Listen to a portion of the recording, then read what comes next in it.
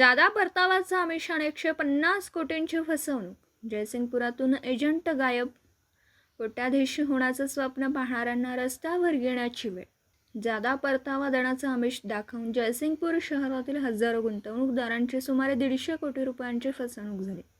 शासकीय नोकरदार, व्यावसायिक, शिक्षक, प्राध्यापक, डॉक्टर आणि व्यापाऱ्यांना गंडा घालून 8 ते 10 एजंट गायब झालेत. यामुळे गुंतवणूकदारांचे धाबे दणाणले. कोट्याधीश होण्याचं स्वप्न पाहणाऱ्यांना रस्त्यावर येण्याची वेळ आली. शिरोळ तालुक्यातील अनेक प्रमुख गावात शेअर मार्केटच्या साखळीतील एजंटांनी फसवणुकीचं मोठं जाळं विणलं आहे.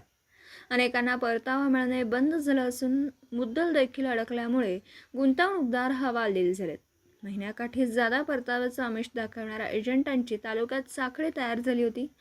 त्यामुळे अनेकांना गुंतवणुकीचे सल्ले देण्यात आले. शिवाय गुंतवणूक करण्यासही भाग पाडण्यात आलं. जादा परताव्याच्या आमिषामुळे लाखोंचा आकडा कोटीत पोहोचला.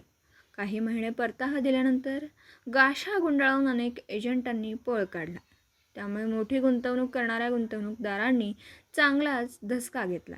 गुंतवणुकीचा आकडा मोठा, आमिषाला बळी पडलेले गुंतवणूकदार आता एकत्रित येत आहेत.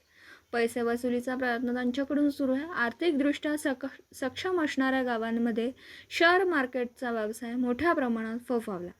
त्यामुळे तालुक्यातील गुंतवणूकदारांनी 400 ते 500 कोटी रुपयांची फसवणूक झाल्याची माहिती पुढे येते.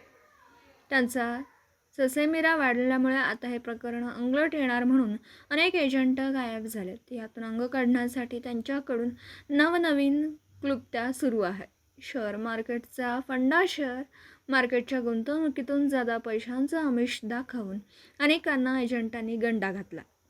यामध्ये व्यावसायिकांची संख्या अधिक आहे. जयसिंगपुरातील एका बांधकाम ठेकेदाराचाही यात समावेश आहे. गुंतवणूक कार्यालयाचं उद्घाटन करायला गेलेल्या अधिकाऱ्यालाही 20 लाखांचा गंडा घातला. अनेकांनी कर्ज काढून पैशांची गुंतवणूक केल्यामुळे न्यायप्रविष्ट मार्गाने पैसे कसे मिळतील यासाठी प्रयत्न सुरू आहेत. फसवणूक झालेल्या गुंतवणूकदारांनी पोलिसात जाण्याची तयारी केली.